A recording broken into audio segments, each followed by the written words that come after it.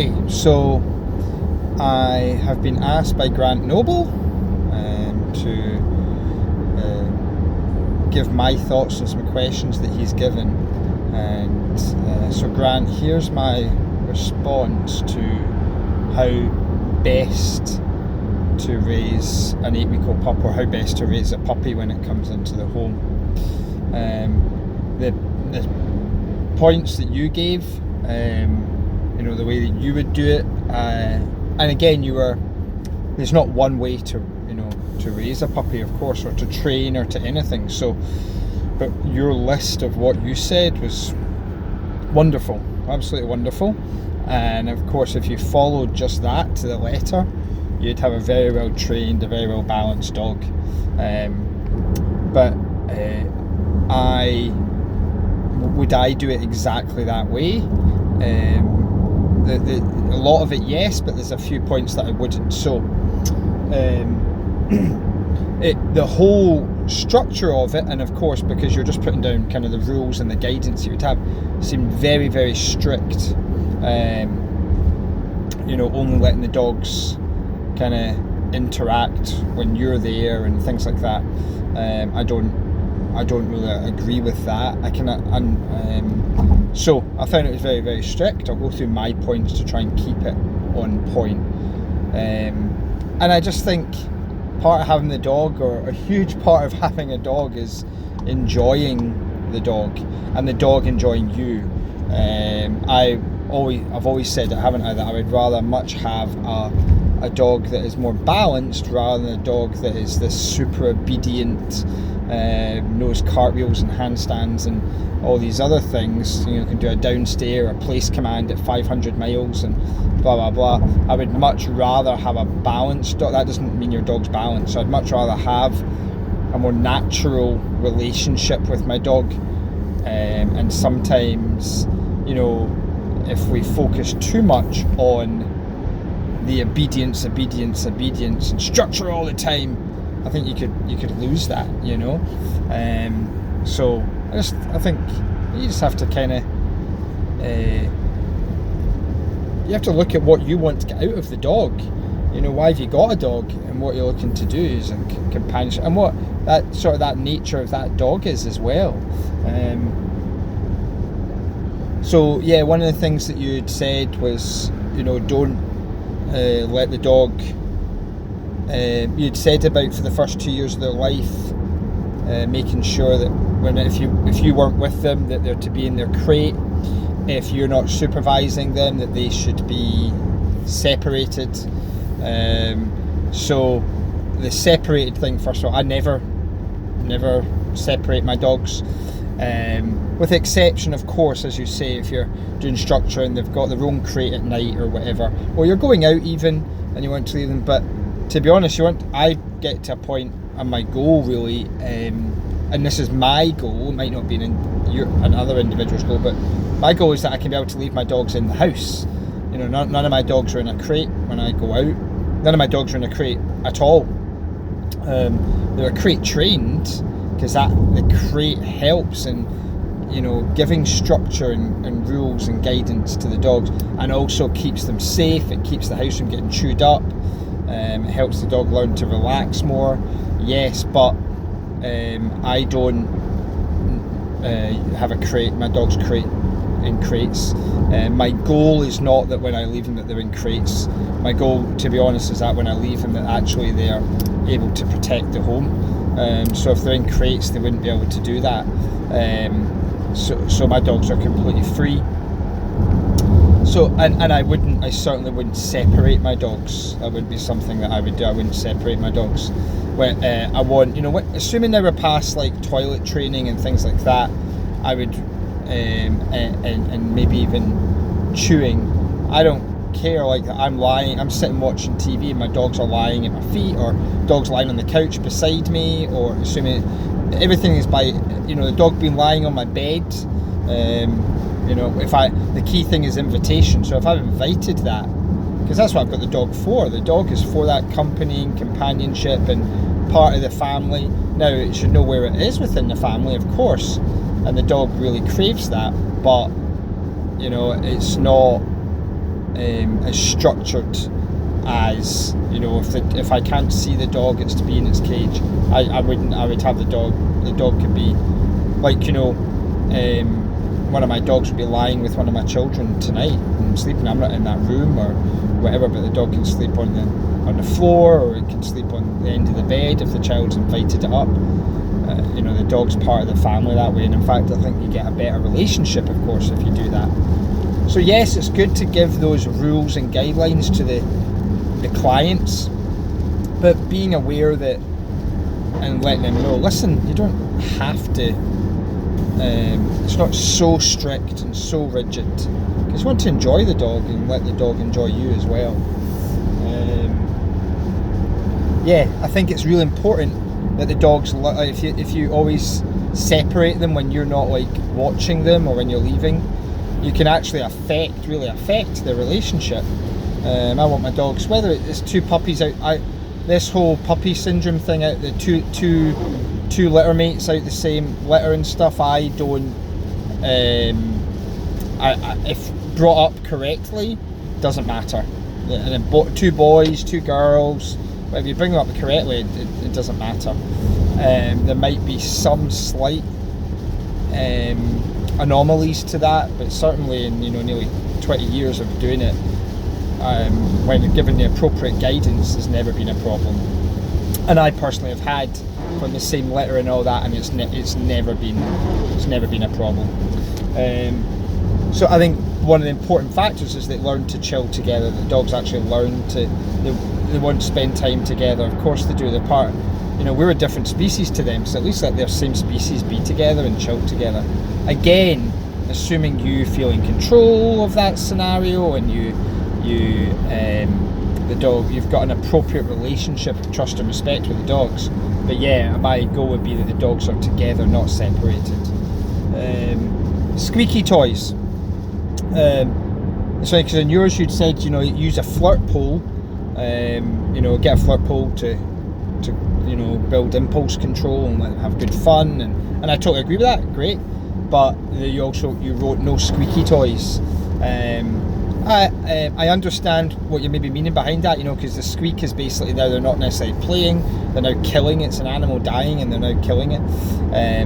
But I, you know, would like to use that as an impulse control as well. So with my dog, the only reason my dog wouldn't get a squeaky toy, or I wouldn't allow it, or not allow, but advise a client to not have a squeaky toy, is because the squeaking is annoying. Assuming they are able to control the extent of squeaking, and, you know, then dog getting into that bit of crazed state of mind. But loads of dogs can, most dogs, if not all dogs, can totally play with a squeaky toy and have fun, and you can keep it that the dog stays excited submissive rather than switches to excited dominant. But removing and not ever having a squeaky toy, you know, then what, that one day the dog gets a squeaky toy and it's like, whoa. So again, it's something about desensitizing. I would in a way encourage squeaky toys, so it's something else that you can be in control over. Do I leave toys lying out? Partly I have no problem with toys being lying out, to be honest. Assuming, again, these are all assuming that the owner has now balanced the dog, and there's trust and respect, loyalty, love between the relationship. If in the middle of training and, you know, the dog has other issues, then you're going to make everything stricter and tighter. But that you asked for, you know, the first 2 years of their life, or as a puppy, I would have no problem with leaving the toys out, but as long as I'm in control of it. In my personal family, there's like a bent over, a tipped over box that's got dog toys in it, and they're all stay at that box, and they can bring a toy, chew it, and I'll put it back, purely because I have, you know, 5 children and they don't want it mixed with the kids' toys and all that sort of stuff. But from a behavioural point of view, I don't mind, unless it's causing a problem. Then you have to add more structure to it. But if it's not causing a problem, then I wouldn't be so strict on it. Okay. Next, the long line. I think, you know, using a long line, you know, all the time, because of course you want to encourage freedom. You want the dog off leash as much as possible. Totally agree with that. I didn't know if you meant use a long line until they were 2 years old, no matter what, or use a long line until you felt you didn't need the long line anymore. I'm assuming you meant that, because and I would agree with that. Use a long line, but you know, for example, my Stitch, our Frenchie Stitch, like every dog's different, right? So, and I had a pack that's again different, so it's not all hard and fast. So with Stitch, like Stitch never had a long line on. Stitch never has a lead on, ever. So he doesn't need a lead. He will stick in. Even as a puppy, the nature he was, he would stick to you. If he was unsure or insecure of something, he's quite an insecure dog, so he'd more likely come and stick to you. If he was unsure of something, he was never a dog that would run over to other dogs or things like that, you know. So I didn't need a long line, you know. From the day I got him, I didn't use a long line. But again, if my environment, where I lived at the time, and the space I had and the environment I was in, it was conducive to not necessarily needing a long line because it was safe and things like that. But yes, you want to encourage as much as possible off leash, but still keeping it safe all the time, of course. So use a long line until you really don't need to be touching that long line. Then you then take it away. Next I have out on walks. So something you'd said for out on walks, when the dog's walking, and you're out on a walk with your dog, you know, only stick to certain commands, only words, you know, like come, go, leave, stay, you know, sort of thing, free, you know, and just kind of keep it very basic, only maybe 3 or 4 words. And again, I understand the principle of that, how realistic that is for, you know, anybody, to be honest, is well, I don't find that very realistic, because, you know, you got a dog, you know, I often, and one of the reasons I have dogs is that I'm on a walk, you know, and it's just us. Now, I'll go walks where I don't say a verbal word to the dogs at all. But there'll be walks, that I go on and we have total conversations. I say I'm having a conversation. I'm talking freaking to myself. I'm talking to them, but I'm very aware, of course, that they don't understand anything I'm saying. But it's very therapeutic, and I wouldn't take that away from a client, as long as they were at a stage where they understood that, listen, your dog is not human, it doesn't understand what you're saying. Oh no, my dog understands sentence. No, it doesn't. It's a dog. It's an animal that's a completely different species to you. It doesn't. You can train a dog to understand through association these noises, not we say those words, mean certain things. There may be certain ways how you feel or certain actions that happen, but dog doesn't understand what you're saying. And you know that's really good because a lot of times we just talk nonsense. But to be on a walk, you know, I as long as I'm not using that conversation to control the dog, I wouldn't do that, but actually having a conversation and, you know, maybe letting any stresses or concerns I have, or just talking, just being one with the dog, being that you know, that comforter, that pal, that, you know, one of the reasons man's best friend and all that, you know, one of the reasons you got the dog is to have those conversations. And that can affect, when you're having those conversations, it affects how you feel, which then the dog feeds off that. So conversations can really help. But certainly, again, if you're referring to just training, yes, of course, you're going to use as little words as possible and be consistent with those words so that you can remain in control of the dog. And again, I stress, I'm not talking about having conversations when a challenge is arising. You know, you're going to walk past a dog, your prey drive, whatever. When you're given a command, I'm not having a conversation. Yes, it's very consistent and just kind of one words that I'm consistently using, so the dog has the best chance of success, and we do as well, of understanding that. Controlled socialization, so socializing the dog. with other dogs, don't let the dogs socialise with other dogs until your dog is sufficiently obedient. And again, I totally get what you're saying, and I agree to that to a certain extent. So as long as you are controlling, straight from puppy as well, I totally agree with, Western world, they've all had their jags and things like that, and they're meeting. I am all for dogs meeting and socialising as much as possible. The key thing is that there has to be control. The humans should be controlling the introductions, the dog should be learning manners and etiquette and how to meet, where the affection, the end result, is that they get to meet. So I don't necessarily need to even think about using loads of food or anything like that there. I can, when I'm marking stuff, I can do that, but I don't necessarily need to be honest, because the affection for the dog at that time, and really I guess for me, is that they do get to meet, but they understand what the rules are to get to meet. Getting actually to meet another dog is a great way to provide affection. So, and I would do that, from day dot with the dog. So yes, you want to have a level of obedience, but it's how strict you mean with that. Well, I've got the dog on a long line and I'm doing training. He's a blooming 14-week-old puppy. Well, he maybe doesn't, as I say, know all this singing, all dancing. But my purpose when he's meeting another dog is really just to control the introduction. Assuming the other dog is social and permission with the owner and all that sort of stuff, I would be trying to allow my dog to meet. I certainly wouldn't be keeping my dog away from other safe dogs. And that's one of the reasons why my dogs are so balanced, is because I've always had them around other dogs, or from whenever either I've rescued them from then, or when they were safe. To one of the reasons my rescued fighting dogs are so good with other dogs is because part of the rehabilitation was meeting dogs all the time, like clients' dogs all the time, but of course in a controlled way. And they had to understand how they had to feel and how they had to act before they got to meet the other dog.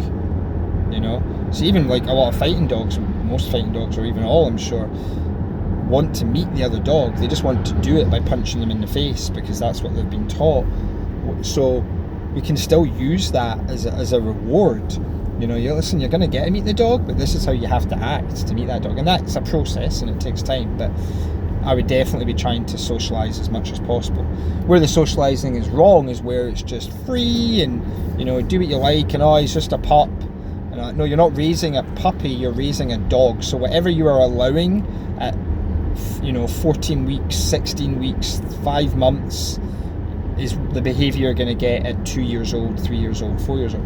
And that's where we're in almost a society now as well, where you hear a lot of the dogs doing a behaviour we don't want them doing. Not necessarily a dangerous dog and bad dog, but a dog that is now got no recall and is jumping all over someone, or or not coming back when it's playing with another dog, and the owners are like, oh, he's just a puppy. How old is he? Oh, he's 2. No, he's not a puppy. Puppy finishes on average 6 to 8 months. 8 months to 3 years, you've got your teenager. 3 years onwards, you really got your adult dogs. So and the reality is as well, even if you have a 5-month-old puppy doing something wrong, that you do not turn and go, oh, but he's just a puppy. The puppy or the age allows you to know why he's maybe doing that, so you shouldn't get frustrated and angry and upset at him, because it's like, well, he's a puppy, he doesn't know until you teach. But you use that opportunity to go, well, I understand why he's doing it because he's a pup, but this is my opportunity right now to have him learn that is not acceptable, or that is acceptable, or that's not acceptable, but do this instead. That's where we have to have, of course, reinforcement and punishment and the whole operant conditioning. So I think that was pretty much it for me. Everything else was wonderful. I'm just not as strict, if that makes sense. I'm more concerned about a dog having a healthy mind, you know, that it's, you know, I'd rather have a dog that is, I'm not concerned that, okay, it's not going to jump on that person or whatever, but I know in its mind it's not going to attack another dog. I know its nature and the way I've brought it up is very balanced. Whether the dog might not even know a friggin' sit or a paw or any other human thing that we've added to it, all those obedience absolutely has a place and should be taught, etc. But just because you have an obedient dog doesn't mean you have a balanced dog, you know. And I always give the example of homeless people, right? So look at homeless people everywhere. They don't rely on expensive tools. Everything's a tool, so you can't say they don't rely on tools, because their body language, food, they'll have some sort of leash maybe, you know, just everything, their energy, everything is a tool. So they do use tools, but you know, they all have perfect recall from their dogs. I'm just said they all, but you know, I'm generalizing. But in the main, you know, you don't have homeless people's dogs out attacking other dogs, running away. You know, you attacking their owners. No, you don't have that. You have a lot of times very balanced dogs. And so, I don't know how many, but many of these dogs will certainly, I guarantee, you won't know a place command, they won't know a sit, a down, a stay, a come, a go, you know, handstands and backflips, and you know, walk the lines and in between your legs looking at you and all this sort of stuff. You know, they don't know any of that, but they just know how to be and exist with their owner, and that for me is more important than having a dog. That's the type of training I do. So some people, obedience is more important, and that's okay, that's just their type of training, and I'm not knocking that, but I'm definitely more about trying to have a more natural relationship with the dog. So yeah, they get a lot of freedom, but there is the trust and the respect there to get that freedom. And yes, they can absolutely socialise, and that's why, yes, there's a lot of down talking, if you like, of in the UK, say where I am, of, oh, you know, people's dogs off leash, out of control. There's not really a lot of leash laws in the UK compared to maybe the States and other parts of the world. But in the main, to be honest, I would say, and I've had this said to me by you know, what I consider the biggest and best trainers in the world that I know very well and I've worked with and have done seminars with and have eaten dinner in my home with. All of them have complimented the freedom of dogs in Scotland and the UK, and how overall dogs tend to be quite balanced. They might not have perfect recalls, etc., but it doesn't seem as much of an epidemic as maybe in other parts of the world. So that's maybe because we are just a bit more relaxed about things. So that's my thoughts. I hope that helps, and I'll speak soon.